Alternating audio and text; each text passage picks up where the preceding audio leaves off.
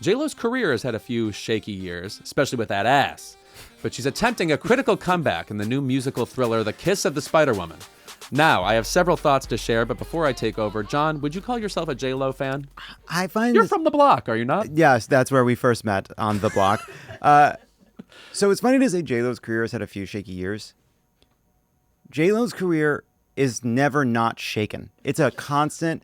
That thing has always felt like it's teetering. She's always like it. There's something about Jennifer Lopez, too. First of all, who I actually really like and think is amazingly talented. Quite charismatic, yes. There is something about you always feel like whatever she is doing, whatever she is making, you are also watching the story of, can Jennifer Lopez pull this off? Right. Which actually like speaks to her like willingness to try interesting and different things.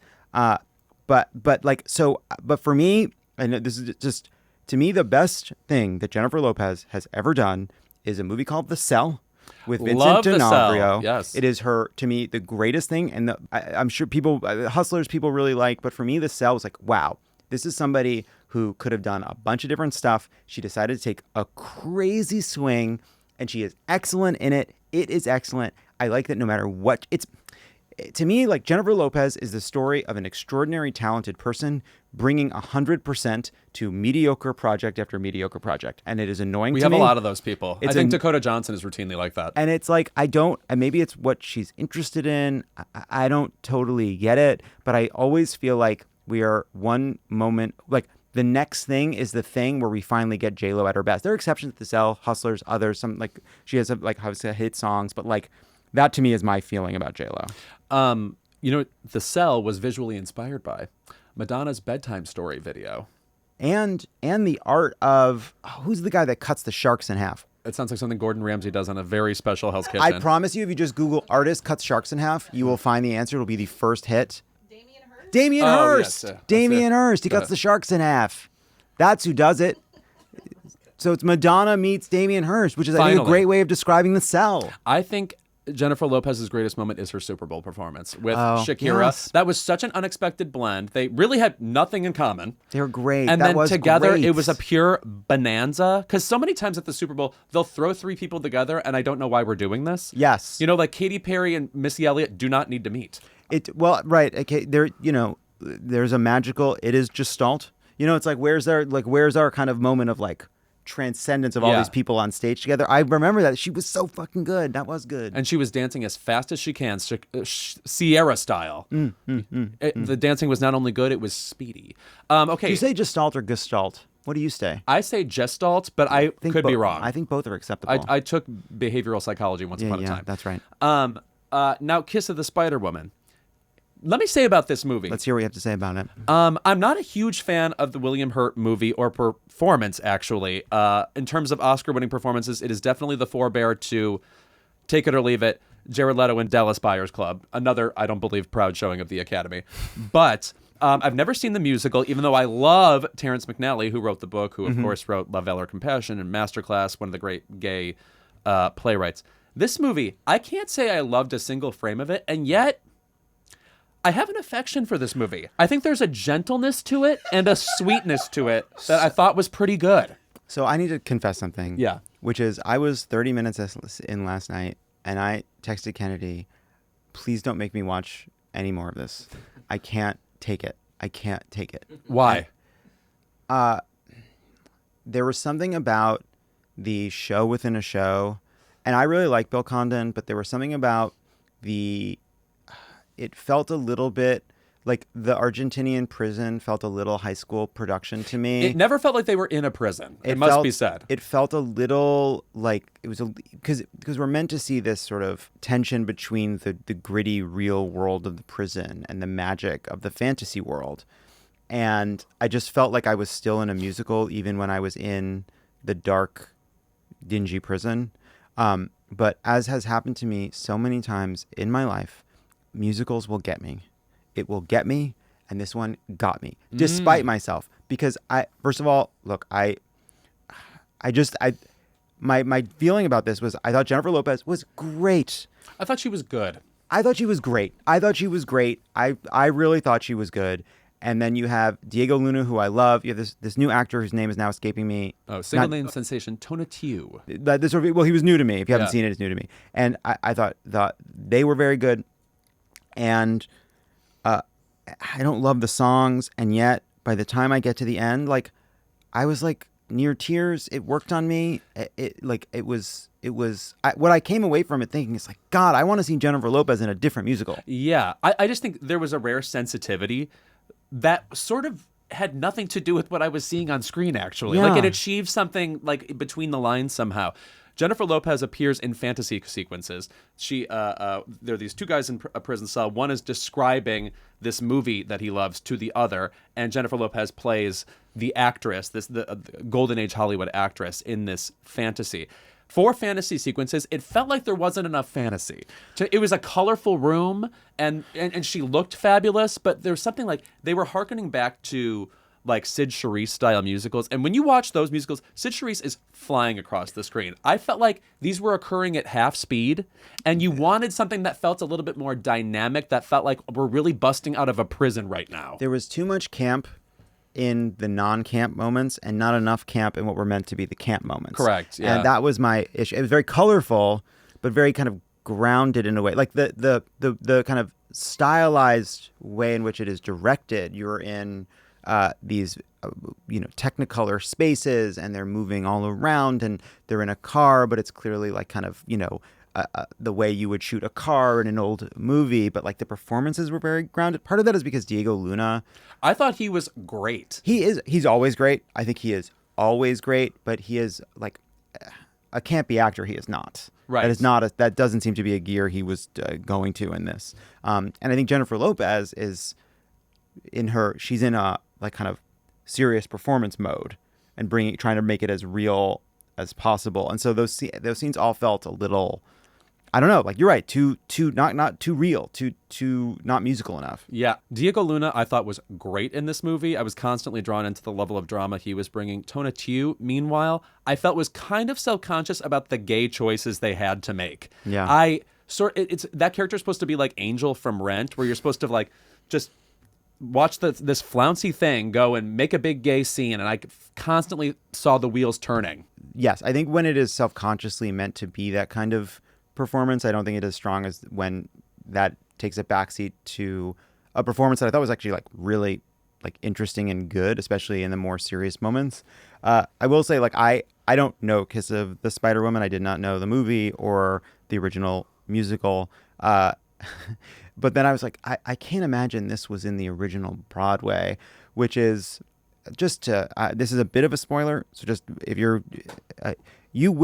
see Kiss of the Spider Woman, you will see an intercut scene where Jennifer Lopez sings a song in front of a big spider web while two men have passionate sex. Just as I dreamed she would. And I said, that is what, and I like, this movie all builds to this moment, and boy, did they go for it. And there are two sex scenes. One is a kind of, it cuts away before the action really begins. And I thought, oh, I guess that's how they're handling it in this movie. No. There is going to be a graphic. Don't worry, friends. If you bought a ticket and you're like, that's the sex scene, show some patience, for you will get a graphic, like very intimate lovemaking scene. While again, Jennifer Lopez sings about being the Spider-Woman. Keep It is brought to you by Soul. Struggling to switch off at night? Soul's out-of-office gummies help you relax, quiet your thoughts, and fall asleep naturally. It has just the right balance of CBD and THC to ease you into a restful night. Soul is a wellness brand that believes feeling good should be fun and easy. Soul specializes in delicious hemp-derived THC and CBD products designed to boost your mood and help you unwind. Their best-selling out-of-office gummies were designed to provide a mild, relaxing buzz, boost your mood, and enhance creativity and relaxation. With 5 different strengths, you can tailor the dose to fit your vibe, from a gentle 1.5 milligram microdose to their newest 15 milligram gummy, my word, for a more elevated experience. And if you like their out-of-office gummies, try the new out-of-office beverage, a refreshing, alcohol-free alternative that's perfect for winding down on the couch or socializing with friends. Soul also has a variety of products specifically designed to help you get a better night's rest, including their top-selling Sleepy Gummies, a fan favorite for deep, restorative sleep. Bring on the good vibes and treat yourself to Soul today. Right now, Soul is offering our audience 30% off your entire order. Go to getsoul.com and use the code KEEPIT. That's getsoul.com, promo code KEEPIT for 30% off. Keep It is brought to you by Tavala. As you know, I love having meals sent to me. Even better, I love having the machine in which you cook them also sent to me because it's like the company saying, oh, you're going to make it right. This podcast is sponsored by Tavala. Tavala is a smart countertop oven and meal subscription that work together to make cooking effortless. Tavala makes it so easy. You just scan the meal's QR code, pop it in the oven, and it cooks everything perfectly. Steams, bakes, broils, automatically. No guesswork needed. You can save up to $300 on the Tavala Smart Oven when you order meals 6 or more times by heading to tavala.com/keepit using my code KEEPIT for a limited time. The last time I did this, a couple days ago, and I emerged a better person because the meal was exactly right and I prepared it myself. If you know me, Louis, you know that that is miraculous. Tavala's meals are chef-crafted and taste just like homemade meals, just without all of the headache. Plus, all of Tavala's meals are made with real, fresh ingredients. That's exactly why I like Tavala. The fresh ingredients are given to me. It's not just a pile of stuff. One by one, I put it together. It looks great. It tastes great. And they give me the machine in which to make it. If you're like most people, Tavala is great because you can eat better without putting in a ton of effort. There are high protein options, calorie smart options, gluten-free options, comfort food, whatever you're into. And by the way, I indulge in all 4. For a limited time, because you are a Keep It listener, you can save up to $300 on the Tavala Smart Oven when you order meals 6 or more times by heading to tavala.com/keepit and use our code KEEPIT. That's up to $300 off when you head to tavala.com/keepit and use promo code KEEPIT. One last time, that's TOVALA.com, and make sure you use our promo code KEEPIT for up to $300 off the Tavala Smart Oven. Remember, with Tavala, dinner is taken care of. This movie is a little audacious. I mean, like it gives you more than you probably expect from, I don't know, a Jennifer Lopez musical. Yes, well, it's like she's going for it. You know, I was worried before we watched this. I was very nervous that the movie was going to be much worse than it is because I saw like a kind of promotional video, and it was a promotional video about everybody talking about how good Jennifer Lopez is in it and how much she went for it, which is a lot of showing and not, which a lot of telling and not showing. And I was like, oh no, this must be a disaster. It is not. Yeah. It is not. And like, I want Jennifer Lopez to, I liked her in this musical. I'll tell you, like, if you told me that like Nicole Scherzinger is stepping out of Sunset Boulevard and being replaced, I mean, it's already gone. But if she was stepping out of it and being replaced by Jennifer Lopez, I would have been fucking in for that. I would not be. And I'll tell you why. I feel like comparing Jennifer Lopez to Chita Rivera, who won the Tony for this musical, Chita Rivera has a real, like, she can dig into, and there's no other word for it, camp. Like, she gets in your face. Everything about her is a tentacle. Whereas I think Jennifer Lopez is a little afraid of camp. Yeah, that's right. She's too busy being relatable and saying she's from, that's right, the block, that I feel like she can't let herself go in a role like this, and she's really born for a movie like Hustlers, where the entire thrust of the performance is, I'm going to relate to the girls around me, you know? Yeah, well, and also like yes, I hear you. I also feel like she, you know, jokes aside, like this feels like coming after like that. There's been a bunch of stories about her various, like, I didn't even see them, but these sort of documentaries that were very silly and that nobody wanted to be a part of. Like, she's kind of taken her lumps since Hustlers, and that you feel that in this, that this is a chance to like prove something. And like, it's not a performance where you want to see somebody proving something. It's a performance where you want to see somebody let go. I hear that, but like, she is great. Jennifer Lopez is great. Why is her work never as good as Jennifer Lopez? Yeah. I'm mad about it. We are waiting for Out of Sight, too. Yes, give me, like, there's moments like that where you're like, God damn it, she's so fucking good. She's so good in The Cell. Like, she's so good when she's good. And, like, maybe it's what she's picking. Maybe it's what comes to her. I have no idea. But it's like, even this, it's like, of all the musicals to do, Kiss of the Spider-Woman, it's like, it's not a Ebb and Candor and Ebb's, like, top tier. No, and like, and the other problem I have with this too is, it feels like it might as well, like, as the opening credits roll, it might have said like before, like, directed by Bill Condon. This is relevant to today.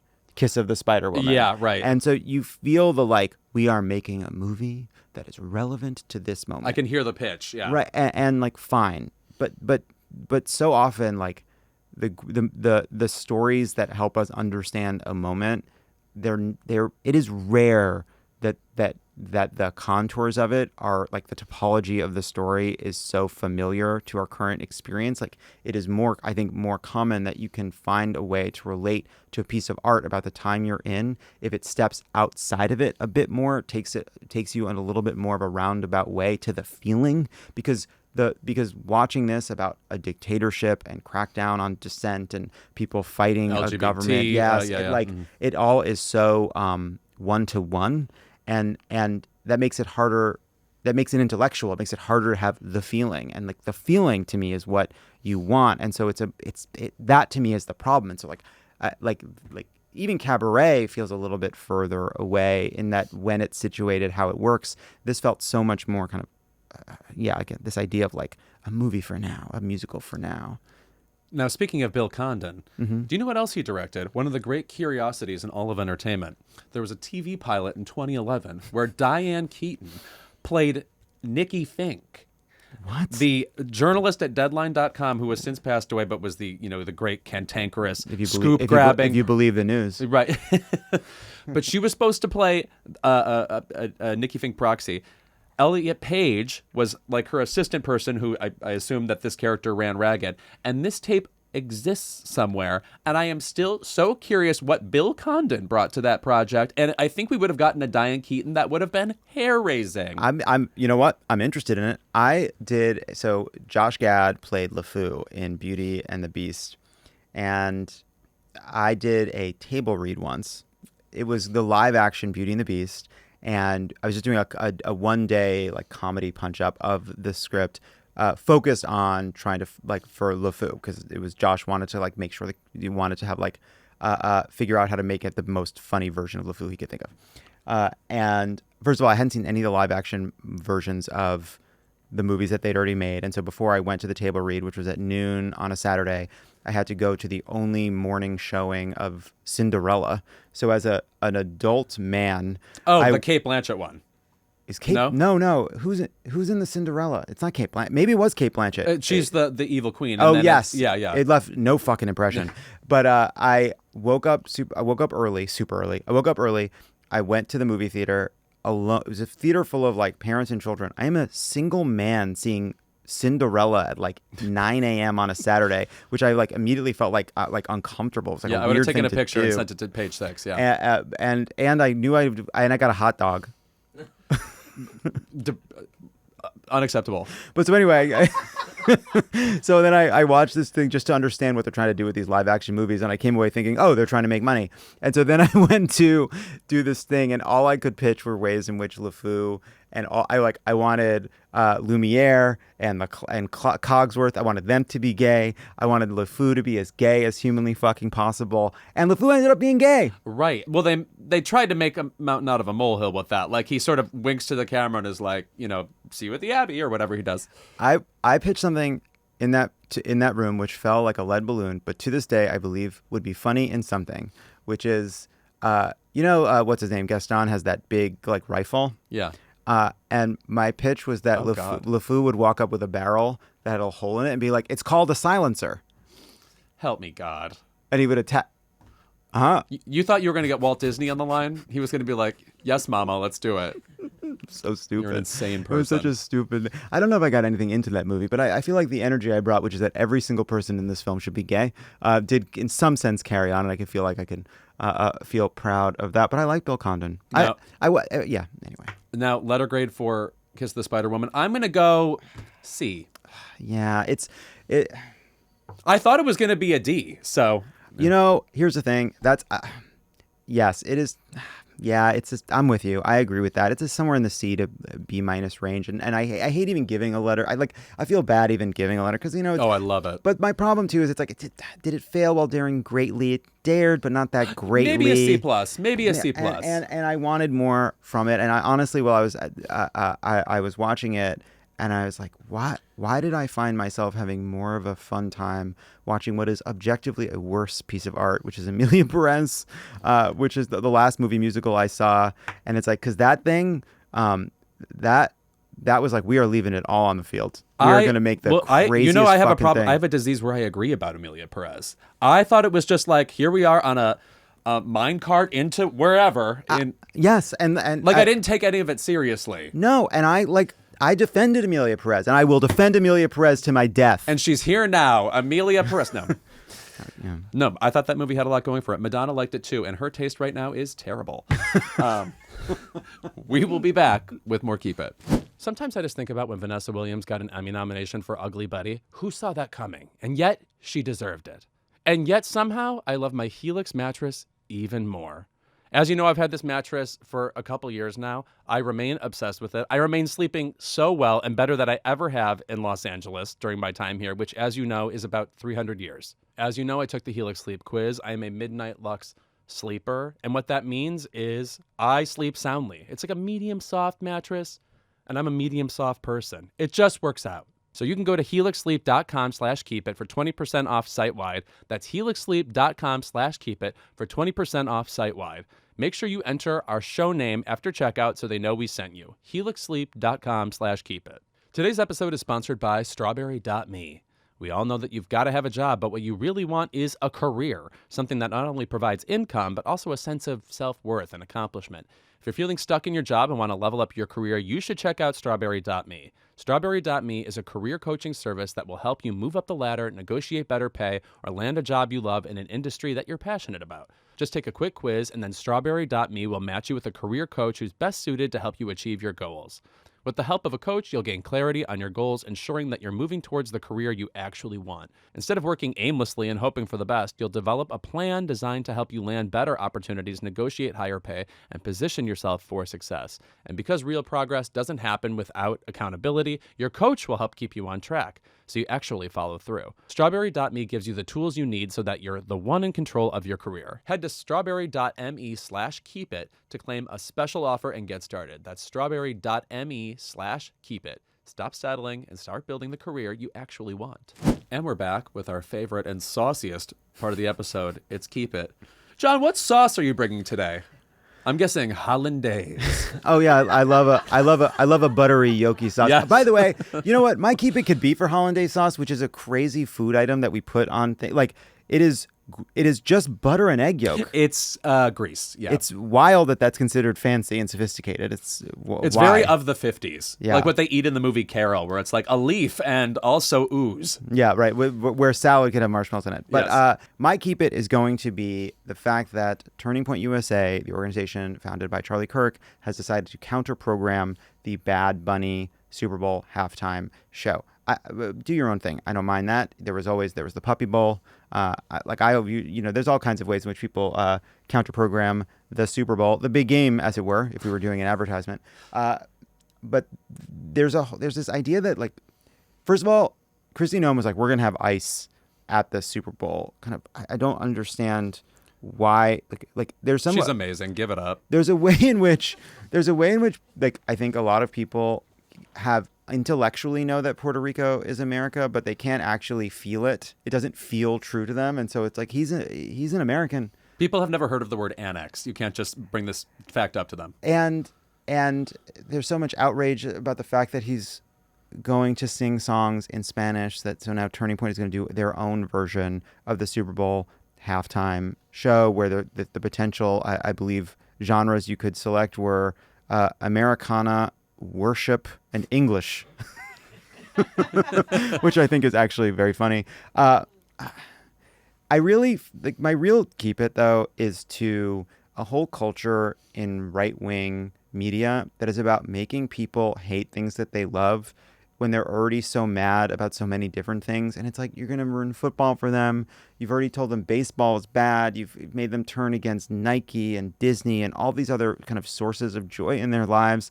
And it's just like this effort to kind of get people addled. And it would be so easy to say, you know, Bad Bunny has said things about Donald Trump that we don't agree with, but this is America. And if people like it, that's fine. Not our thing. But no, it has to be like the fact that the Super Bowl is going to have a halftime performance by someone that they don't agree with. It has to be an attack on them. And like, that is such a big fucking like part of this problem, which is, hey, like other people exist in America, and moments when there are entertainers, like that aren't for you, that isn't meant to be an insult to you. And there are so many people that were like so pissed about Kendrick Lamar, and now they're gonna be pissed about Bad Bunny, and maybe they'll watch it, maybe they won't, but if they watch it, they're not gonna say, oh, you know what? I don't totally understand this, but people seem to really love it. I wonder if there's some way in which I could learn to appreciate that. That is inconceivable. So instead it will just be, this is bad. I cannot get over the amount of high-ranking Republicans who think it is some sort of own to say, I've never heard of him. Well, that's fucking weird because he was the #1 artist on Spotify 3 years in a row. It remains staggeringly popular. And then people like Laura Ingraham, etc., will respond with, they don't appreciate artists like Lee Greenwood. Bitch, with his one hit? Excuse me, is it like 1983 in here? Why is it like, because... It's so insane that they disparage this person, I guess because his name is Bad Bunny, and that sounds like someone they would never listen to. It's just so... the idea that someone would listen to that and think they have a point is ridiculous. There was a English professor who wrote a book about what it was like teaching in this era, and apparently he had an assignment, and he would have everyone read some book, and then he would ask them what they thought about it. And when people said they didn't like it, the next question was, what are the flaws in your character that prevented you from appreciating it? Which is an interesting question to actually have to answer. And like, I don't know, like I'm not the most evolved person. Like, I'm not totally self-aware. I'm not wise, but I'm 43. I have cracked a little bit of the code, which is, hey, part of getting older is trying your best to remain interested and curious in the world, because if you don't like something, that doesn't mean it's bad. And maybe you could try to figure out why you don't like it, because there's good stuff to be mined in trying to push what you appreciate. And the fact that there's a whole entire culture that is trying to train people to think that that is a waste of time, not even on the table, it's just like, forget politics. Like, it's just bad for our fucking brains.